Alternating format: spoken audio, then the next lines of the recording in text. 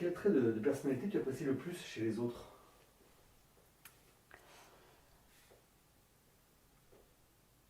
La jovialité, je pense. Enfin, j'ai beaucoup de mal à gérer les personnes négatives ou pessimistes. C'est source de stress chez moi en vrai. Ça me met mal à l'aise. Je, enfin, je suis face à quelqu'un qui est toujours négatif, qui broie du noir, ça me pompe en fait mon énergie. C'est-à-dire que moi je me rends compte que je dépends vachement de l'énergie des gens. Si les gens sont positifs, sont voilà, ouverts, ça va m'ouvrir, ça va me libérer. Mais par contre, si je suis en permanence avec quelqu'un de négatif, ça va me pomper toute mon énergie et ça va me vider. En fait, je me rends compte que je suis comme une éponge. Donc du coup, j'ai besoin d'être entourée de gens un peu voilà, qui sont joviaux, qui sont positifs, qui sont, alors pas forcément, je dirais, souriants, dans n'importe quelle circonstance, etc., mais au moins dans une mentalité, on va dire, positive. Et si la mentalité est positive, derrière, je pense que, enfin, quand on a une mentalité positive, tout ce qui peut nous arriver va être positif. Vraiment, moi je l'ai vu, j'ai eu des périodes où j'étais en mode négative. En fait, quand on est en mode négatif, tout ce qui nous arrive, il nous arrive que des merdes. Enfin, on voit toujours le négatif dans tout ce qui nous arrive. Et à chaque fois, je me disais, ouais, mais trop bon, il y a ça qui m'arrive. Alors que j'aurais été joviale à côté, enfin, j'aurais été dans un mood un peu plus positif, j'en aurais rigolé. Ou j'aurais. Enfin, et je me dis, l'état d'esprit, c'est tellement important. Je me dis, mais en fait, on voit pas du tout la vie pareille. Et oui, j'ai eu des galères et tout, mais quand je suis dans un mode positif, voilà, il peut tout m'arriver, franchement.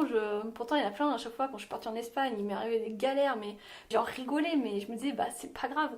Et il y en avait plein qui me disaient, mais comment tu fais? Mais moi j'aurais lâché l'affaire et tout. Je dis, mais c'est pas grave, enfin, ça va aller après quoi. Enfin, on en rigole. Bon, voilà, je me suis retrouvée dans un village où il faisait -12, il y avait 50 centimètres de neige à l'époque, en janvier, à Madrid. Il n'y avait plus d'eau chaude, il n'y avait plus de chauffage, il n'y avait plus rien. Enfin voilà, j'ai jamais eu aussi froid de ma vie. Bon on est content de retrouver de l'eau chaude et du chauffage. Voilà. Puis on en rigole après, alors que, enfin, au lieu de se morfondre, être là, oui, j'ai froid. on va. Ouais. Tu parles d'éponge, hein.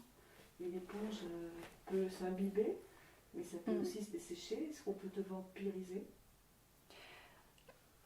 Oh, je pense que oui, ouais.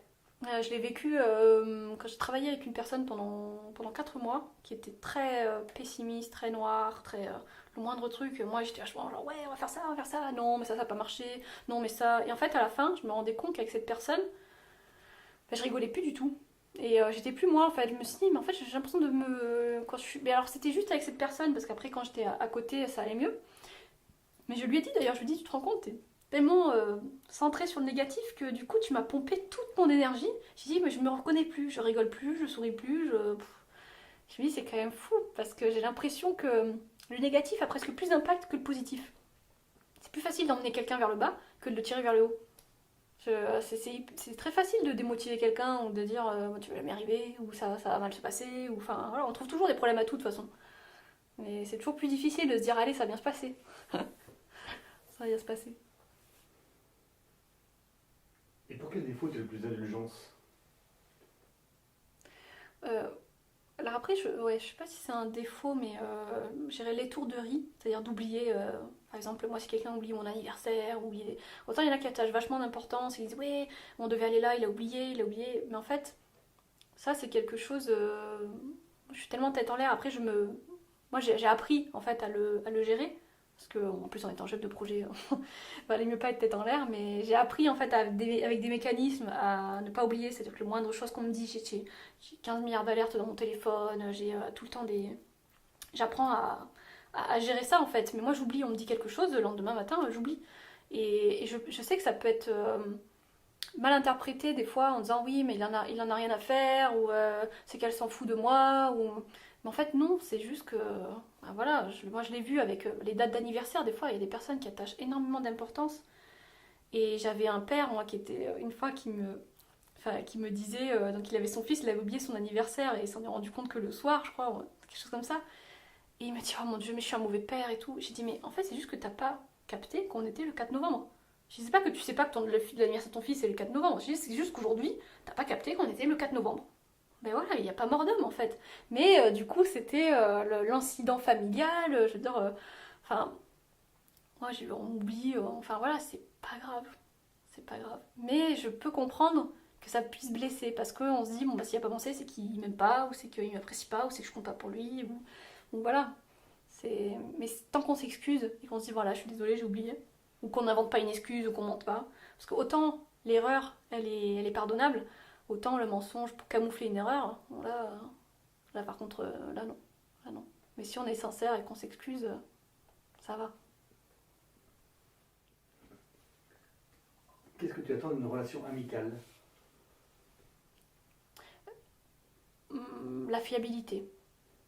Pour le coup, moi j'ai la chance d'avoir des amis sur qui je peux toujours compter et inversement, hein, ils savent qu'ils peuvent compter sur moi, donc voilà. Mais c'est vrai que bah, je sais qu'ils seront là quoi qu'il arrive, que ce soit des galères, des bons moments. Enfin, on n'est pas là que pour les bons moments en fait. Si on a une galère, si on est, voilà, on rencontre des difficultés dans nos vies, bah, je sais qu'ils seront là quoi. Et ça, c'est hyper important pour moi, de savoir que je peux compter sur eux, qu'eux puissent compter, enfin, compter sur moi aussi, quoi. On est là, on est une équipe, quoi. Enfin, moi, c'est ça que j'aime dans l'amitié, c'est que, bah voilà, enfin, il y en a un qui déménage, il n'y a même pas besoin de demander, tout le monde est là, quoi. Enfin, pour moi, c'est normal. Et puis, c'est aussi ce que j'attends aussi, c'est de la bienveillance, c'est-à-dire du non-jugement. Et pour moi, on doit être naturel avec ses amis. Quand on commence à s'inventer un peu une personnalité pour correspondre un peu à l'univers de ses amis, ou voilà, ça, c'est pas des vrais amis pour moi. Moi, mes amis, c'est des gens avec qui je peux être ultra sincère, avec qui je peux être moi-même, je peux pas prendre la tête, parce que justement, on se voit pour des moments de, bah, on relâche, on se divertit, donc si c'est pour en plus essayer de se mettre un masque social devant ces gens-là, bah non, en fait, c'est pas des amis, parce que les amis, ils t'acceptent comme t'es. Même avec tes défauts, enfin voilà, moi, ils savent que je dis pas les choses, ils savent que je peux être rancunière, donc bah, du coup, ils me posent des questions, quoi. Donc, et puis voilà, ils sont tolérants, je veux dire, moi j'ai de la chance. C'est vrai que c'est une chance aussi d'avoir des amis de longue date, hein, parce que moi j'ai une amie, bah, pour moi c'est une sœur, hein. On s'est connus, on avait fait la prépa ensemble, après on est parti faire l'école de commerce ensemble, on est parti en Chine ensemble, donc déjà l'expatriation, ça, ça crée des liens très très forts. Elle était là quand j'ai appris pour ma mère, quand j'ai perdu ma mère, et voilà, et c'était elle qui était à côté de moi avec son mec, qui est aussi maintenant un de mes meilleurs amis. Et on a tout vécu ensemble, leur premier bébé, enfin notre entrée dans la vie active, enfin les flops aussi de la vie professionnelle, les histoires amoureuses, enfin voilà. J'ai presque plus vécu de choses avec eux qu'avec ma famille en fait, presque. Parce que j'ai vécu des choses tellement extrêmes, dont l'expatriation en Chine, c'est vrai que ça. Et pour moi, c'est plus une sœur, quoi, presque. C'est même plus de l'ordre de l'amitié, là, à ce stade-là. C'est Comment s'appelle cette sœur? Mirada. Si tu devais nous décrire tes amis, quels sont leurs points communs? Euh, Alors déjà, je pense qu'ils ont un point commun avec moi, c'est qu'ils sont pas prises de tête. Et ça, pour moi, c'est hyper important. C'est que je sois pas prise de tête, en fait, avec mes amis. C'est-à-dire, je peux partir en week-end avec eux, je sais que ça va être simple et qu'on va juste se marrer, quoi. Et ça n'a pas de prix, de juste pas se prendre la tête avec ses amis.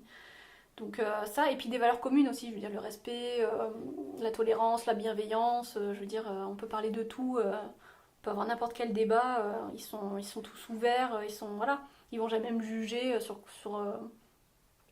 ce que je vais faire. En fait, on se ressemble parce que je pense qu'on choisit aussi des amis qui nous ressemblent quand même. Parce que voilà,